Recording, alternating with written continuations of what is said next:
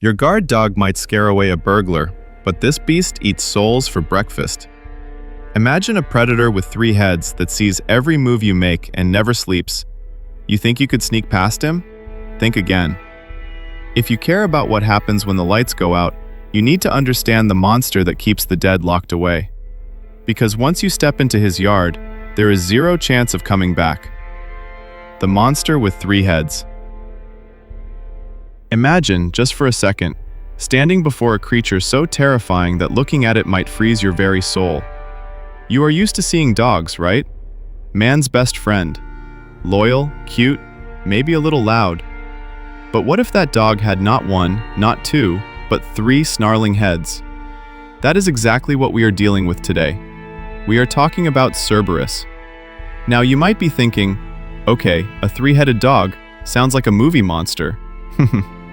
But honestly, this isn't just Hollywood CGI. This is the stuff of ancient nightmares. In Greek mythology, this beast is legendary. And let me tell you, there is a reason this specific image has survived for thousands of years. It taps into a primal fear. Think about it. 1 set of jaws is bad enough. But 3? That is 3 times the danger, 3 times the fear, and, here is the kicker, 3 times the vigilance. You can't sneak up on something that can watch the front, the side, and the back all at the same time. But wait, it gets crazier. Have you ever wondered why a creature needs 3 heads? Is it just for show? Or is there something more sinister at play? Most people think it's just to look scary. But experts in mythology suggest it represents the past, present, and future, or perhaps the all-seeing nature of death itself. While we stick to the facts, the sheer biology of a 3-headed monster implies one thing. It is the ultimate predator. Honestly, I've seen some scary guard dogs in my time, but imagine Walking up to a gate and seeing 6 eyes locking onto you. It makes you wonder, doesn't it? If a creature like this exists in the stories, what kind of place is it guarding? Because you don't put a lock like that on a garden shed. You put a monster like Cerberus in front of something you never, ever want to let out. But hold on, because the location this beast calls home is even more terrifying than the teeth. A legend of Greek mythology. So, where does a beast like this come from? We are diving deep into Greek mythology here. You know, the stories of gods, heroes, and monsters that have shaped human culture for centuries. It is fascinating, really. We look at these old stories as fiction, but for the ancient Greeks, this was their reality. This was their explanation for what happens after you take your last breath. Now, legends say that Cerberus isn't just a random mutation. He is a specific entity with a specific purpose in the grand scheme of the Greek cosmos. He is a standout figure, a celebrity among monsters, if you will. Think about the social proof here. If you mention Greek mythology monsters to anyone on the street, who do they name? Medusa? The Minotaur? And definitely Cerberus. He is iconic. But here is the thing that always gets me. Why a dog? Why not a lion or a dragon? In the ancient world, dogs were seen as guardians, yes, but also scavengers. They existed on the boundary between the wild and the domestic. So having a dog, a super dog really, guard the ultimate boundary makes perfect sense. It is a twisted version of something familiar. And here is a chilling thought. If the legends are true, this isn't just a story, it is a warning. A warning that some boundaries are not meant to be crossed. You might feel brave reading this, thinking you could handle it. But let's be real. If you were actually there, standing in the shadow of this legend, knowing it's from the deepest lore of Greek mythology, you'd probably run the other way. Except, as we are about to find out, running might not be an option. But what happens next will surprise you, because his master is even scarier than the dog. Hades' most loyal guardian. We can't talk about the dog without talking about the owner. Cerberus isn't a stray. He belongs to Hades. Yeah, that Hades, the god of the dead. Now, you have to ask yourself, what kind of pet does the ruler of the Underworld keep? A golden retriever? No, he keeps a monster. Cerberus is the guard dog of Hades, and let me tell you, the loyalty here is off the charts. You know how loyal your dog is? Now imagine that loyalty scaled up to godly proportions. Cerberus isn't there because he's chained up. Well, maybe he is, but he's there because he serves the master of the dark realm. This relationship is crucial. It gives Cerberus authority. He isn't just a beast acting on instinct, he is the enforcer of Hades' will. It is kind of touching in a horrifying way. The lonely god of the dead and his three-headed companion. But don't let that fool you. This isn't a boy and his dog story. This is about power. Hades possesses the ultimate power over the dead, and Cerberus is the physical manifestation of that control. Imagine the level of trust Hades puts in this creature. He entrusts the security of his entire kingdom to Cerberus. That is some serious responsibility. It tells you that this beast is unmatched. If there were a better guardian, Hades would have hired them, but he didn't. He chose Cerberus. But here's the part they didn't tell you. Usually, guard dogs are there to stop burglars, right? To stop people from breaking in. But Cerberus? His job description is a little different. And frankly, it is much more disturbing. The beast at Hell's Gate. Let's set the scene. We are at the gates of hell. Literally. The entrance to the underworld. It is dark, it is misty, and the air probably smells like sulfur and regret.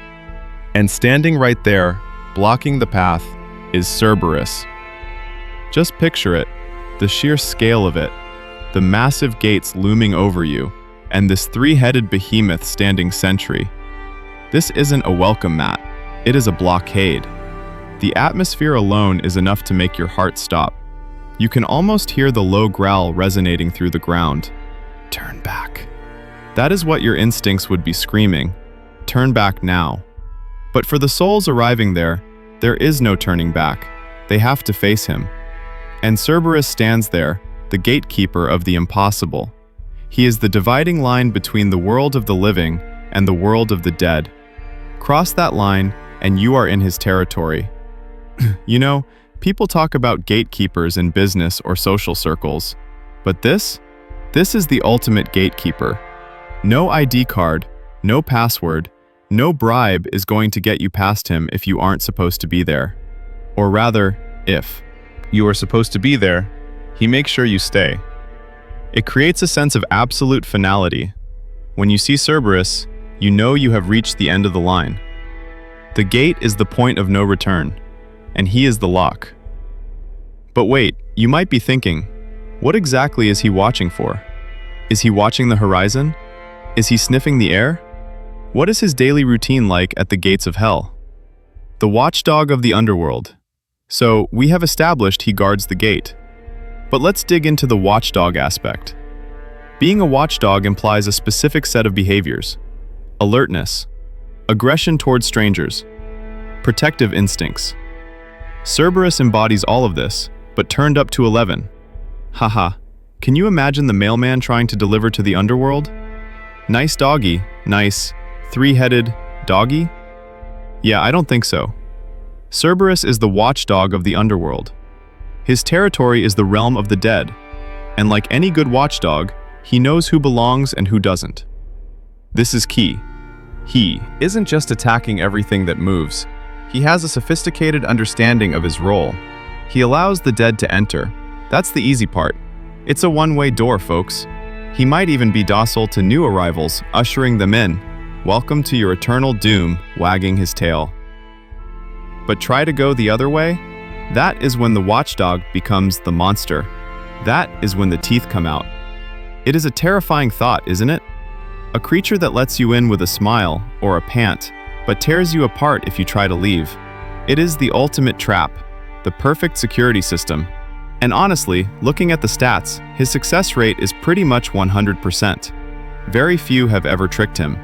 He is the gold standard of security. But why? Why is he so obsessed with keeping people in? What is the big deal if a soul wanders off? Well, that brings us to the core of his purpose. And trust me, you do not want to be on the wrong side of this rule. Why souls can't escape. Here is the crux of the matter. The main job, the KPI, the whole reason for his existence, to prevent souls from escaping. That is it. You check in, but you don't check out. It sounds harsh, doesn't it? But in the logic of Greek mythology, order is everything. The dead stay dead, the living stay living. If souls started leaking out, the whole system would collapse. Cerberus is the enforcer of that cosmic order. He stops souls from escaping. Imagine being a soul. You have arrived, you realize, oops, this isn't great, and you try to sneak back to the world of sunlight. You creep toward the gate, you think you see an opening, and then, snap. 3 heads block your path. He prevents escape. That word prevents is doing a lot of heavy lifting. It implies force, it implies fear. It implies that many have tried and all have failed. It creates a sense of claustrophobia, doesn't it? The idea that there is a physical, breathing barrier keeping you locked in. The dark. And it's not just about physical strength. It's the terror he inspires. The souls are terrified of him. They know that passing him is impossible. It crushes hope. And maybe that is his real weapon. Not just the teeth, but the hopelessness he represents. If you can't get past the dog, you can't get back to life. Period. Kinda makes your average prison fence look like a joke, right? No tunneling under this guy. But if no soul can escape, does that mean no one has ever beaten him? Well, that is the final piece of the puzzle. The guardian no one passes. We have reached the end. The final verdict on Cerberus. He is the guardian no one passes. Okay, mythology nerds might say, what about Hercules? Sure, there are exceptions to every rule, but for 99.999% of existence, Cerberus is undefeated. He stands there, eternal and unyielding. He is the definition of an immovable object. For the billions of souls in Hades, he is the finality of death made flesh. It makes you respect the legend, doesn't it? In a world of chaos, Cerberus is a constant. He is always there, guarding, watching, waiting. He guards the gate of hell. He stops the souls. He is the 3-headed king of the Underworld's entrance. So, the next time you see a beware of dog sign, just be thankful it doesn't have 3 heads. Because if it did, you would be looking at the most effective prison guard in history. And trust me, you wouldn't want to test him. Thanks for taking this journey into the dark with me. It is wild what ancient minds came up with, isn't it? Stay safe out there, and maybe, don't go knocking on Hades' door anytime soon. Catch you in the next one. So, would you trust a 3-headed monster to guard your house? Or would he just tear you apart? Let me know in the comments. We are hunting down the wildest legendary dogs every single week. Don't risk missing the next one. Hit that Subscribe button right now before the gates close on you. Welcome to the pack.